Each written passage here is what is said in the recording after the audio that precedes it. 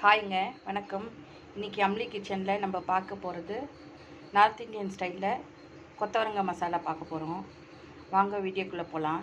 அதுக்கு ஒரு வாணலில் ஒரு ஸ்பூன் எண்ணெய் விட்டு ஒரு ஸ்பூன் சீரகம் போடுறோம், சிட்டிகை பெருங்காயம் போடுறோம், பூண்டு பல் ஒரு 4 போடுறோம்.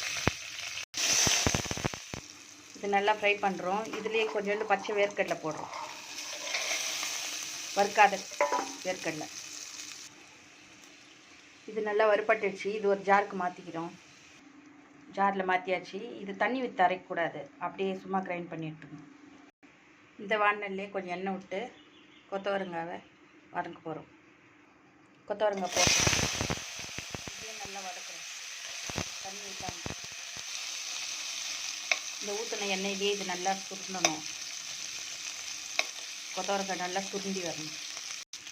இந்த கொத்தவரங்காய் மசாலாக்கு தேவையான உப்பு மஞ்சள் தூளும் போடுறோம்.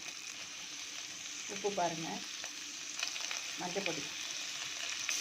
திரும்பி இது நல்லா வதக்கி விடுறோம்.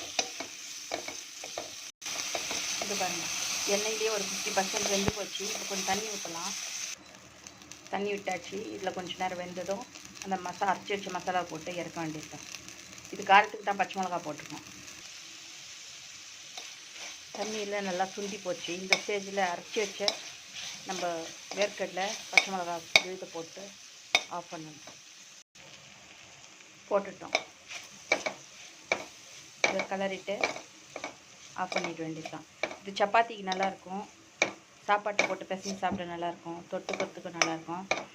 இது கொத்தவரங்காய் பெருசாக இருந்தால் 2ஆக கட் பண்ணிக்கலாம். சின்ன சைஸாக இருந்தால் தலையும் வாலையும் மட்டும் கட் பண்ணிட்டு போட்டுக்க வேண்டியது தான்.